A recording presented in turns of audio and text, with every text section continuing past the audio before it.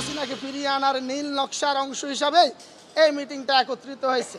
ইতিপূর্বে আপনারা অবগত আছেন, বসুন্ধরার নিকটবর্তী বাটারা থানাধীন কেবি কনভেনশন হলে সেখানেও একটা গোপন ষড়যন্ত্রের মাধ্যমে অনলাইনে এবং অফলাইনে প্রায় 300 থেকে 400 ডেলিগেট ঐক্যবদ্ধভাবে একটা মিটিং করেছে।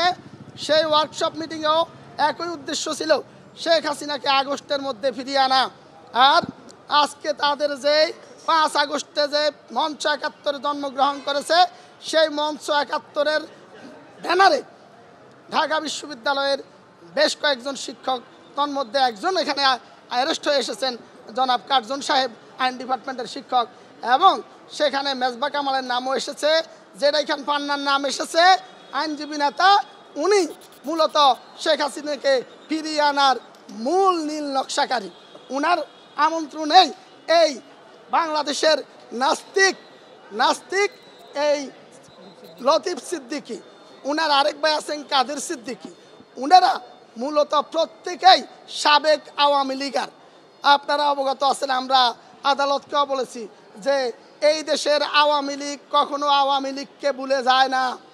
আওয়ামী লীগ থেকে বহিষ্কার হলেও, আওয়ামী লীগ থেকে অভিমান করে দূরে সরিয়ে গেলেও তাদের মূল টার্গেট থাকে এই ফ্যাসিজম, এই ফ্যাসিস্ট হাসিনাকে ফিরিয়ে আনার যে পরিকল্পনা, সেই পরিকল্পনা বাস্তবায়নের জন্যই তাদের এই সম্মেলন বলে এই অনুষ্ঠান, এই গোল টেবিল মিটিং এবং এই মঞ্চ 71-এর জন্ম বলে আমরা সাবমিশন রাখার পর মাননীয় আদালত আমাদের বক্তব্যের যুক্তিকতা, এদের এই মঞ্চ 71-এর প্রতিষ্ঠার ডেট, এগুলোকে অবশ্যই মাননীয় আদালত এবং কেবি কনভেনশনের যে ষড়যন্ত্রের যে তাদের নীল নকশার যে একটা প্রোগ্রাম ছিল, সমস্ত কিছুকে আমলে নিয়ে এই আসামিদেরকে সিডাব্লিউ মূলে জেল হাজতে প্রেরণের নির্দেশ দেন।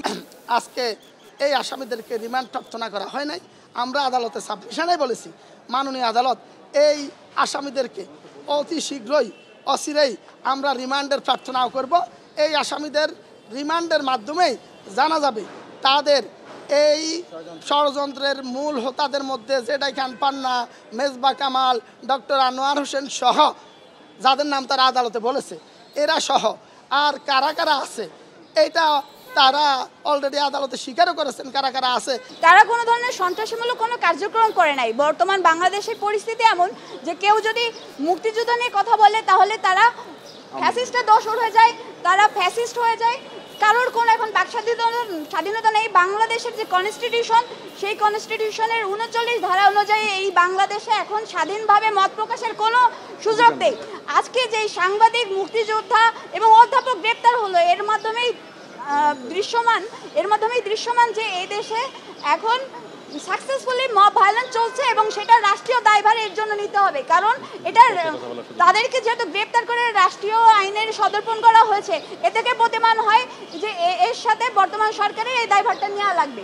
আজকে যে আইনে তাদেরকে গ্রেপ্তার করা হয়েছে, এই ধরনের কোনো রকমের কোনো কার্যক্রম তারা করেন নাই এবং তারা সম্পূর্ণ নিরপরাধ এবং নির্দোষ, এবং এখানে কোনো ধরনের প্রাইমা ফেসি কেস নেই। আজকে এই 16 জনের পরিবার তারা দুঃখ ভারে তাদের এই যে যাদেরকে গ্রেপ্তার করা হয়েছে তাদের জন্য পথ চেয়ে আছে।